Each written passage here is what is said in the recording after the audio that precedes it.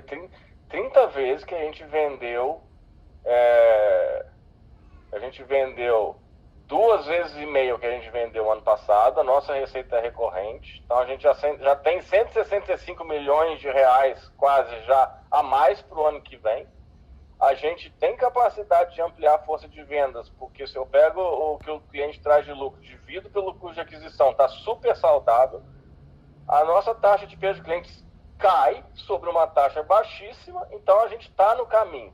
Precisa de alguns acertos no internacional, de alguma agressividade maior, e a gente tem caixa para fazer agora.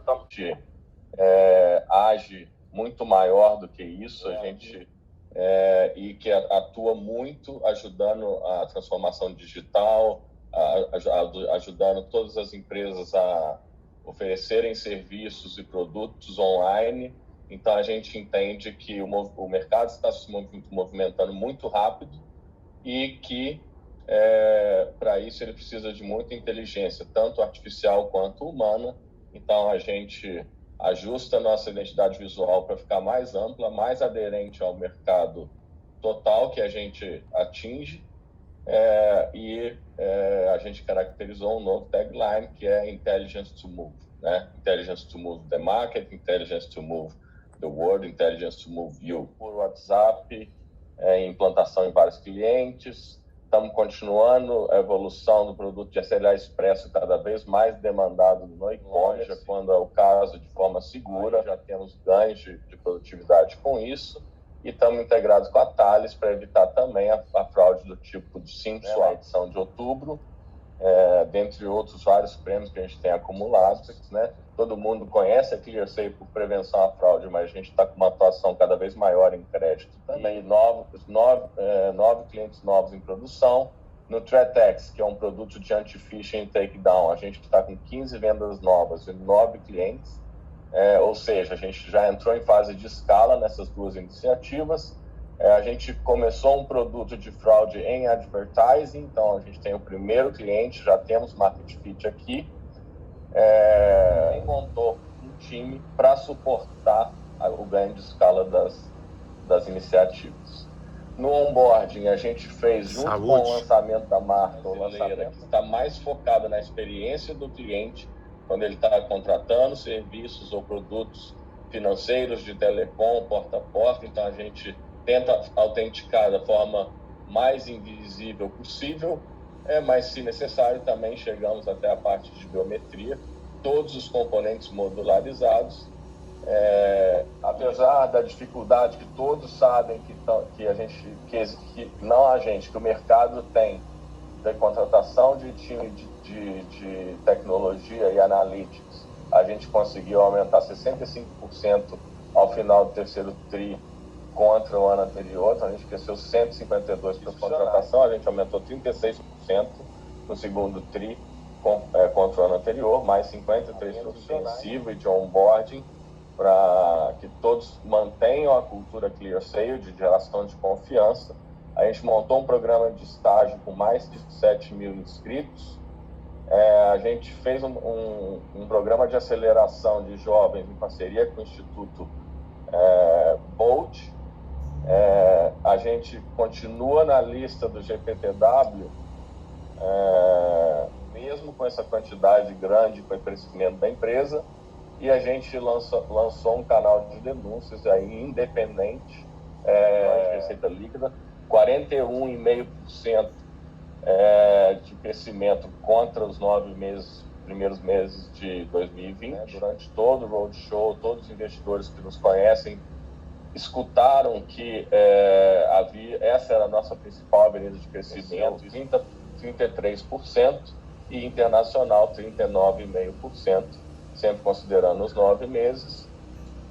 Alguns destaques aqui, em mais 165%, tudo que a gente vendeu no ano passado, nesses primeiros 9 meses. De 2020, a gente, só nesse TRI, vendeu 66% do que no ano passado inteiro, que a gente prometeu, porque com a taxa de churn baixa que vocês vão ver a seguir, provavelmente a gente vai reter a imensa maioria dessa receita. Ela teve 61% de participação em todas as vendas, E se eu considerar só o terceiro TRI contra toda a venda nova do ano passado, a gente tem 95% de crescimento. Ele já foi quase a mesma coisa, já foi 95% de tudo que a gente vendeu o ano passado em onboard. Até o final aí do 9º mês, a gente cresceu de 11 do ano passado para 46, ou seja, a gente aumentou muito o custo de aquisição porém, o nosso LTV sobre CAC em Field Sales, e todos sabem, Field Sales é a nossa área de vendas para Enterprise Level, para empresas grandes, e todos sabem que a ClearSale é bastante concentrada. Mesmo com esse aumento muito substancial de custo de aquisição, a gente manteve o LTV sobre CAC em 13 vezes, ou seja, praticamente estável com o que a gente tinha antes, aumentando expressivamente o custo de aquisição. Nos 40, a gente está aqui com 55%. Então, a gente considera que so far, so good, até esse momento do ano, a gente está totalmente on track com o que a gente vinha dizendo que era a visão da ClearSale, e agora vou entrar mais detalhadamente. Nós um pouco tímido do e-commerce Brasil de 13% e 16,3% do crescimento internacional em dólar.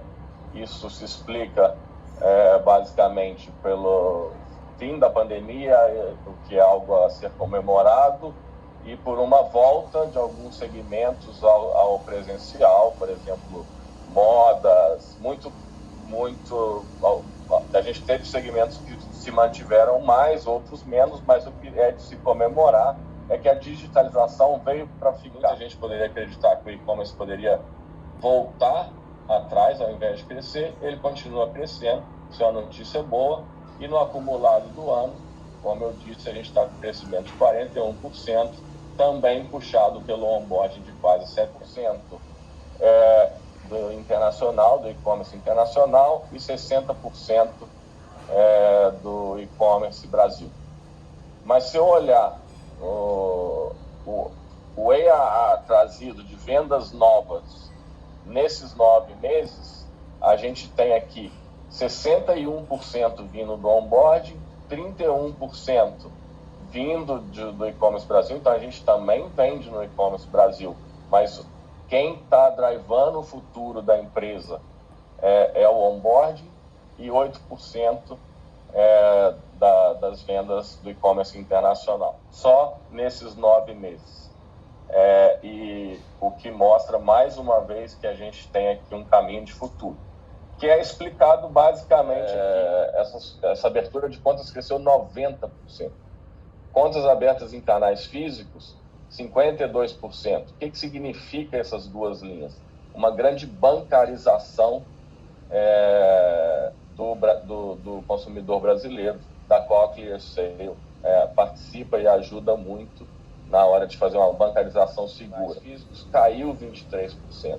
Ou seja, além da bancarização, ela tende a ser digital, e a contratação de serviços tende a ser digital. Se mantenha e seja a principal avenida de crescimento da ClearSale, porque essa é uma tendência que apenas começou aí com a pandemia, não deve parar.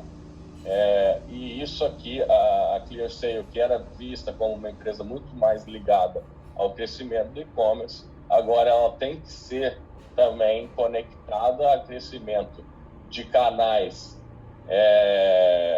de bancarização e de canais digitais. 122 milhões de venda nova para o futuro, isso aqui já foi falado.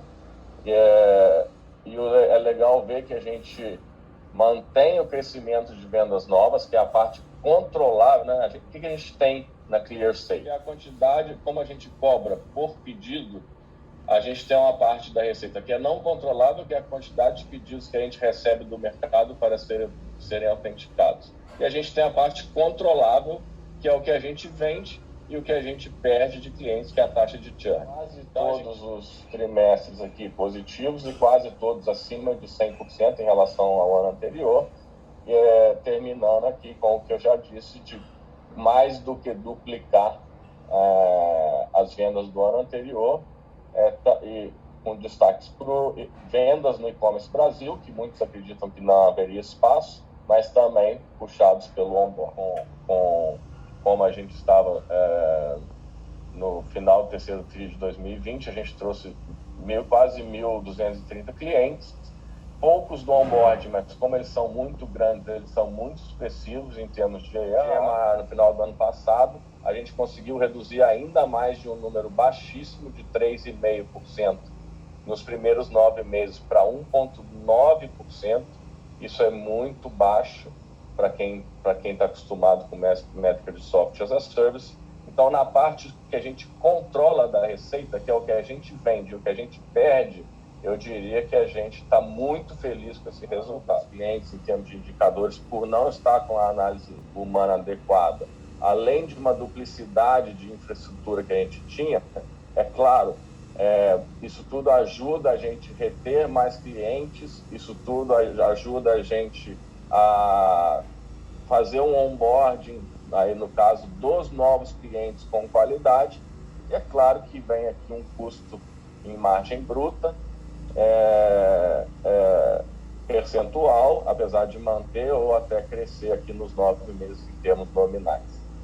A gente cresce as despesas de 25 milhões para 103 milhões, quase 104. Isso é assustador, mas é claro, a gente fez um IPO, fazer IPO custa caro, apesar de ser um degrau inteligente, de gerar um caixa para a nossa visão futura, ele custa caro, mas a boa notícia é que isso acontece uma vez só.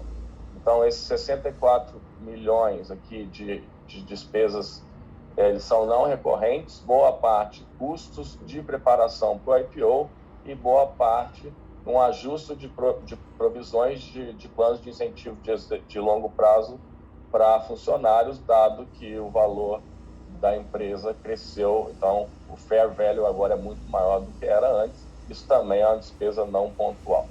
Em analytics, TI, estruturação para crescimento, a gente ainda gera caixa, né, tirando as despesas não recorrentes.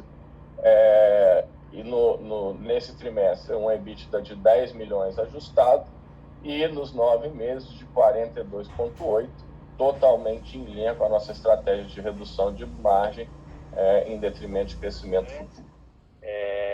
Várias perguntas de investidor e analistas, e eu trouxe aqui 2 relatórios de analistas que cobrem a Clear Sale com uma leitura bem positiva, um destacando exatamente tudo que o Bernardo falou do potencial de onboarding, e o outro falando que a gente bateu as expectativas em lucro e EBITDA. Legal.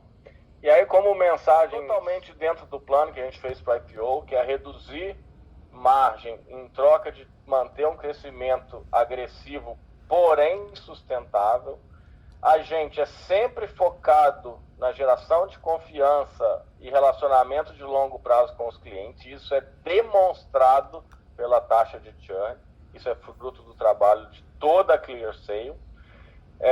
E outra coisa, a gente tem vários números do presente que mostram um futuro de crescimento.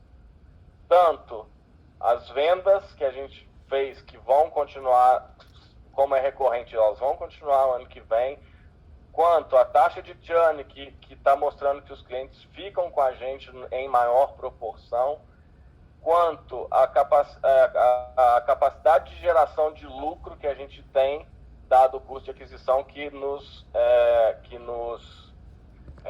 permite investir ainda mais em crescimento do que a gente já investe.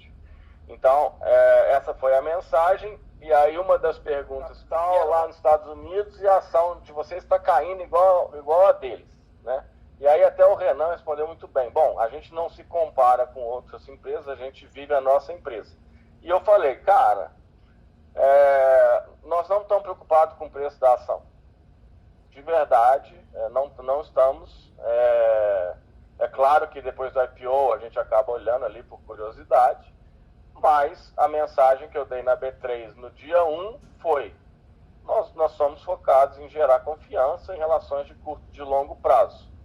E com isso o resultado vai vir e o preço da ação é consequência disso. Nunca vai ser o preço da ação que vai direcionar o que a gente faz aqui dentro. Então, a gente está nada preocupado com essa queda. se você for ver também, ela está correlacionada com a queda da Bolsa de Valores no geral, com a queda do Magalu e com a queda de tudo. Todo o Brasil está caindo e a gente está preocupado com o que a gente faz aqui dentro e sustentavelmente isso vai dar o retorno. Inclusive, é público isso.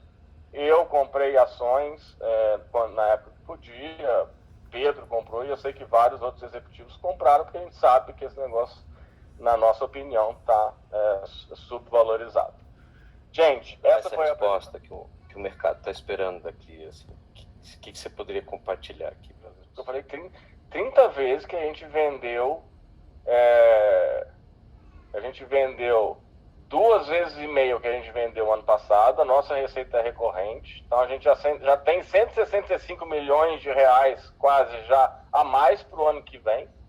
A gente tem capacidade de ampliar a força de vendas, porque se eu pego o que o cliente traz de lucro, divido pelo custo de aquisição, está super saudável, a nossa taxa de perda de clientes cai sobre uma taxa baixíssima, então a gente está no caminho.